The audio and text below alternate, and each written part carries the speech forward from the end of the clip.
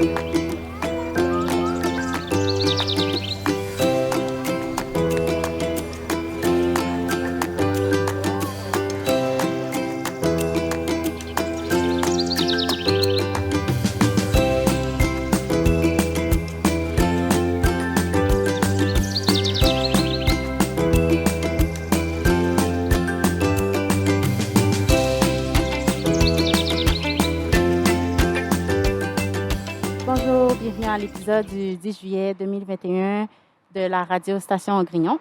Mon nom est Ulrika Raphaël et je suis accompagnée de Farhan. Et aujourd'hui, nous allons discuter d'un sujet qui touche à peu près tout le monde. Ça concerne la santé mentale et physique des gens durant la pandémie.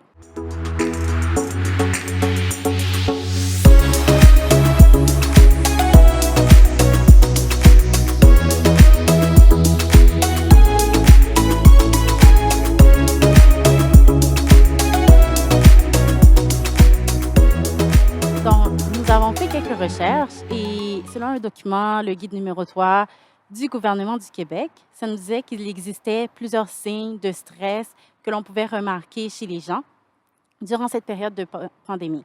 Donc, par exemple, on pouvait remarquer des troubles de sommeil, de l'inquiétude, des douleurs physiques comme les maux de ventre, des changements de comportement, donc comportement plus agité, plus irritable, plus agressif. Aussi, selon le Journal of the American Academy of Child and Adolescent Psychiatry, ça nous disait qu'une anxiété sociale pouvait se développer chez les gens en lien avec les mesures et réglementations sanitaires qui changeaient assez souvent. Donc, comme la distance sociale et le port du masque et plusieurs autres mesures sanitaires que le gouvernement met en place au fur et à mesure. Et cette anxiété sociale était en lien avec la pandémie et se caractérisait par la crainte et l'évitement de situations sociales. Donc, les gens devenaient un petit peu plus anxieux de se retrouver dans une situation où il y avait plusieurs personnes autour, ou même leurs proches, ils avaient beaucoup d'inquiétude face à la visite de leurs proches, de leurs amis, etc., etc. Donc, Farham, qui nous accompagne aujourd'hui, suite à tout ce que je viens de dire, est-ce que cela résonne avec toi? Est-ce que tu te reconnais dans certaines situations? Ben, certainement au début, l'anxiété était réelle, ça se pouvait se sentir. Parce que là, c'était nouveau. Je crois que maintenant, ça fait quoi, 1 ou 2 années, on s'est un peu habitué, là. Mm. Mais tu vois, comme quand il y avait le choc initial, tout le monde s'est dit, oh, j'espère que je ne l'attrape pas, là, ça se répand, ça se répand. Puis un jour, on regarde le journal, puis là, ça se dit qu'il y a eu quelques cas à Montréal. C'est là qu'on peut sentir une tension se former. Oui, donc ça vient en lien avec l'inquiétude, la peur aussi d'attraper le virus, de contaminer les autres. Aussi, on apprenait aussi que certains signes, c'était pas visible. Donc, tu pouvais le transmettre à quelqu'un sans le savoir. Donc, ça aussi, ça pouvait être inquiétant. Donc, est-ce que durant la pandémie, ça a changé tes habitudes de vie, les activités physiques que tu faisais? Est-ce que ça a vraiment changé? Je dirais pas vraiment. Bon, celui qui est clair, c'est que bien sûr, on a le port du masque, la distanciation. C'est vrai que quand on avait, quand on a commencé, c'était bien sûr un choc de garder le 2 mètres, de toujours porter le masque. De temps en temps, tu oublies. Mais je crois qu'avec le temps, je me suis habitué. En termes de, par exemple, aller dehors, faire de l'exercice, je crois qu'on est très chanceux parce que, on a plein de ressources grâce à l'internet, là, c'est fou, là. Donc on peut faire, des entraînements chez nous, Mmh. bien sûr, peut-être pas comme au gym, mais on est quand même capable de rester, en santé. Oui, donc en parlant des ressources qu'on a à la maison et tout, donc on a dû rester enfermés à la maison durant une longue période de temps, plus longue que d'habitude, plus longue que même pendant l'été. Donc, est-ce que ça t'a permis de développer une nouvelle passion, des nouveaux skills? Est-ce que tu as appris quelque chose de nouveau? Certainement. Certainement. Heu, honnêtement, parce que c'est drôle parce que j'aime dire que, le confinement, c'est une bonne chose pour moi, parce que ça m'a permis de vraiment me prendre une pause, du monde extérieur, puis vraiment, comprendre ce que je voulais faire là. Tu sais, si je me compare avec d'autres, je suis toujours adolescent, mais il y a personne comme moi qui connaît vraiment ce qu'il veut faire.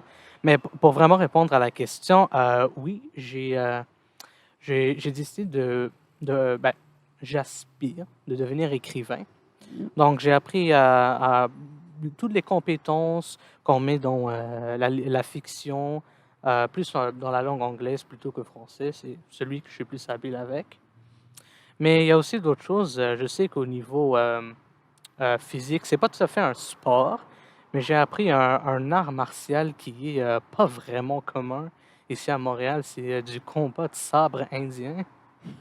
Et ça consiste en quoi? Ben, OK, donc, il y a plusieurs types d'armes dans les années médiévales, là, tu sais, puis, il y a un sabre spécifique, en Inde, puis la manière que c'est utilisé, c'est très distinct comparé aux autres, heu, qu'on nomme arts martiaux historiques. Donc, ce que je trouve triste, c'est qu'il y a pas vraiment de club ou de ressources ici à Montréal, donc tout doit être appris comme des sources, à l'internet, puis l'internet, c'est pas tout à fait, 100 fiable. Donc il faut vraiment apprendre à filtrer. Ah! Ouais. Si j'ai bien compris, l'isolement t'a permis de vraiment aller chercher dans toi ce que tu voulais faire plus tard. Ça Mmh. t'a donné plus de temps pour développer ça et même pour, développer un nouveau skill. C'est quoi le nom déjà? Ouais. C'est quoi le nom de l'art martial que tu as développé qui est pas très connu? Ben, on va juste dire que c'est du, combat d'épée historique indien là-bas. OK, et ça t'a permis aussi de développer ce skill, cette passion. Ouais. Ah bien, c'est très bien. Donc, par rapport à tout ce qui se passe et tout, par rapport à toi-même aussi, penses-tu être plus ouvert ou fermé qu'avant? Qu'est-ce que tu veux dire?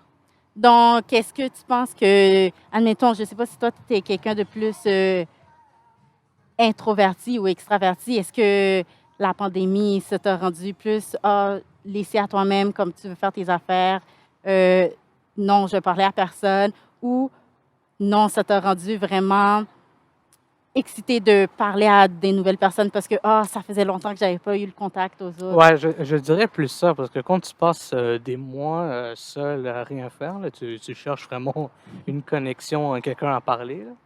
Puis, je crois qu'une des choses qui est, on va dire, pris acquis, c'est vraiment, on a accès à presque tout le monde, là. On a nos téléphones, on a des réseaux sociaux.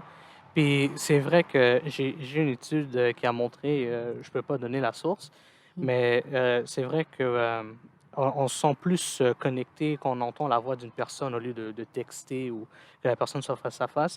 Mais juste le fait de savoir qu'il y a une autre personne, là, qu'on peut parler, juste facilement, lancer un message, ça aide beaucoup. Puis en même temps, ça augmente, le désir de voir quelqu'un, devant nous. Mhm. Mais ouais, avec un peu de patience, c'est arrivé. Merci Farhan, c'était très intéressant. Merci d'avoir partagé avec nous. Merci tout le monde d'avoir suivi cet épisode sur la santé mentale et physique durant la période de pandémie du 10 juillet 2021. Et on vous attend pour la prochaine émission qui va porter sur le thème du Québec et du Canada, mais plus spécifiquement l'histoire de notre quartier ici. Merci.